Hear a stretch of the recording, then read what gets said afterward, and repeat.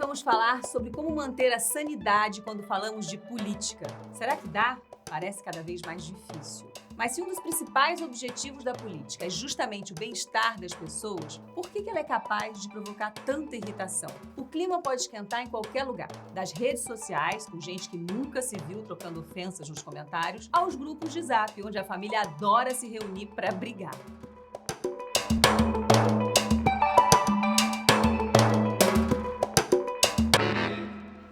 Oi, você tá na Mina e a convidada de hoje parece que nunca perde a cabeça. A advogada Gabriela Prioli ficou conhecida por debater política em rede nacional, sempre com muita personalidade e sem perder a ternura jamais. Oi, Gabriela, que delícia poder falar com você aqui. Estava muito ansiosa para falar com você, ainda desse assunto, inclusive, que eu confesso que eu aprendo bastante com você também. Acho que muita gente hoje tem te procurado aí para saber um pouquinho mais, né? Que você tem uma forma muito bacana de falar sobre política. Então, já quero começar tentando entender como é que a política entrou na sua vida, né? Era um assunto assim na sua casa, que todo mundo comentava, falava, era um assunto recorrente. Você sempre foi politizada? Olha, Angélica, o prazer é todo meu de estar aqui. Estou muito animada de falar desse assunto que eu gosto tanto e com você. Eu queria já que esse encontro acontecesse. Ainda estou esperando ele acontecer ao vivo. Eu Mas já estou também, feliz de estou estar. aguardando, estou esperando. Por incrível que pareça, não. A política não faz parte da minha vida da forma que talvez as pessoas imaginem, de forma tão intensa e historicamente há muito tempo. Claro que a gente falava na minha família um pouco, mas não eram discussões aprofundadas. E eu começo a me interessar mais, na verdade, um pouco em virtude do trabalho. Eu me formo em direito, a área em que eu atuava acaba tendo, infelizmente, uma conexão com a política maior até do que eu gostaria. E aí eu passo a entrar mais nessa esfera, sempre um pouco incomodada com o fato de ser muito inacessível para a grande maioria das pessoas, Uhum. né? E antigamente eu até achava que esse meu interesse tardio, digamos assim, seria uma desvantagem. Hoje em dia eu vejo de outra forma. Eu acho que esse meu distanciamento me ajuda naquilo que eu faço. Uhum. Porque eu talvez não tenha construído tantos afetos e consiga olhar de uma maneira mais desapaixonada para o assunto. Uhum. Mas foi recente, assim, não tão recente, porque eu já não sou mais tão nova. Mas no período ali da faculdade, então Sim. final da adolescência, começo da vida adulta.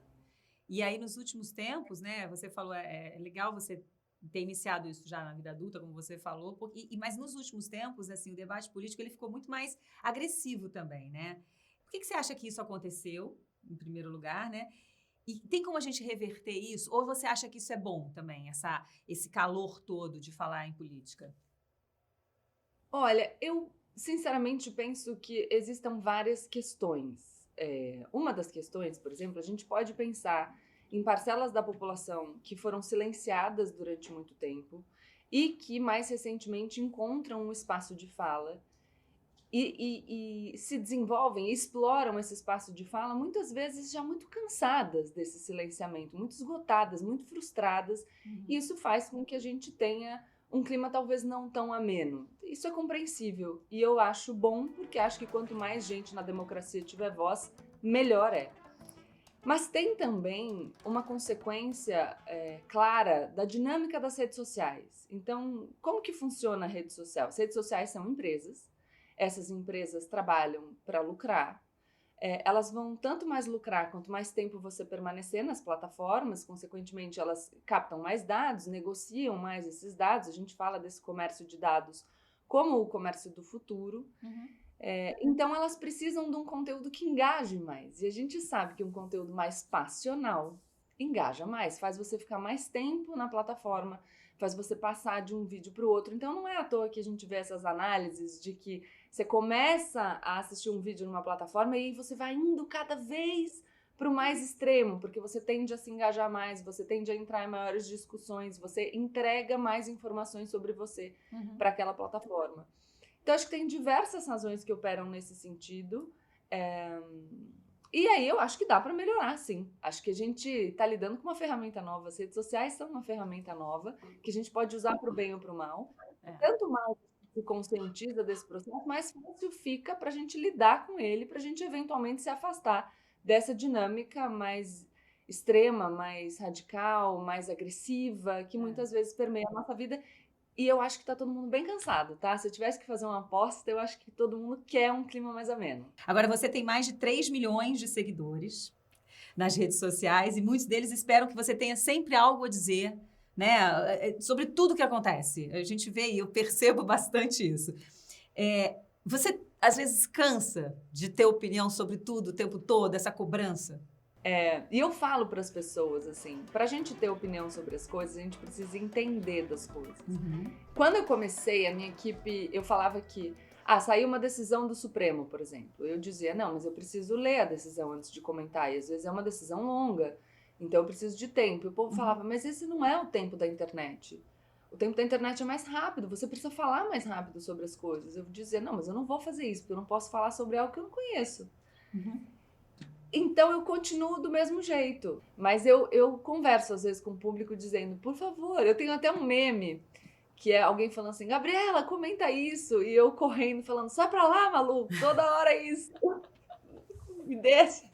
Agora, você, como qualquer pessoa que participa do debate político, você falou, você já teve na mira aí do cancelamento, as pessoas já... eu vejo que você lida bem, você está dizendo aí que você lida bem com isso, assim, esse tribunal, né, das redes sociais, existe esse tribunal. Em alguns momentos você tem alguma técnica, algum jeito para evitar dor de cabeça com isso tudo? Você tem... E eu aprendi com o tempo. Eu existo publicamente há 2 anos, né? Pouco mais de 2 anos. Então, é um aprendizado recente. Mas acho que vale a pena, para quem vive esse clima, a gente pensar um pouco no que pode significar o cancelamento. Então, tentar compreender um pouco a dinâmica ajuda a gente a passar por ela de uma maneira mais saudável. A primeira coisa que eu acho que a gente pode pensar é em magnitude. Muitas vezes, quando você fica, por exemplo, em primeiro lugar nos Trending Topics, você tem a sensação de que o Brasil inteiro está falando de você. E isso não é verdade. Quando você vai olhar no o número de tweets, o número de menções, muitas vezes, em relação ao seu público, ou seja, nem ao universo maior, que é o Brasil todo, aquele número é muito pequenininho.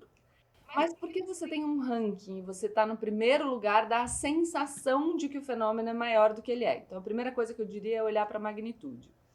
A segunda coisa é a gente entender que as redes sociais também criam uma dinâmica muito perversa, que é, se você ataca alguém que está em evidência, você automaticamente ganha alguma evidência.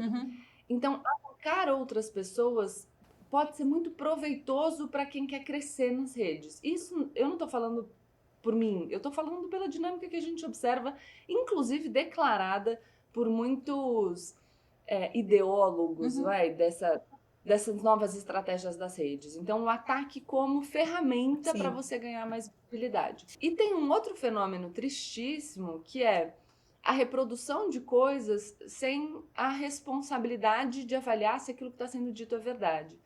Não foi uma vez, isso já aconteceu mais de uma vez comigo, de as minhas falas serem distorcidas ou de publicarem mentiras sobre mim, e eu vejo pessoas assim, professores, jornalistas, de repente falando em cima, repercutindo, discutindo uma distorção, uma mentira. E isso é uma irresponsabilidade. Acho que eu tenho esse cuidado maior até por ter vindo da advocacia e do direito criminal, então eu tenho muito cuidado de avaliar a fonte, saber o que está sendo dito, olhar o que os dois lados estão falando. Você tem uma coisa da justiça, né? Muito forte em você. Adorei o papo, Gabriela. É sempre bom te ouvir, sempre muito bom te ouvir, viu? Um beijo, obrigada.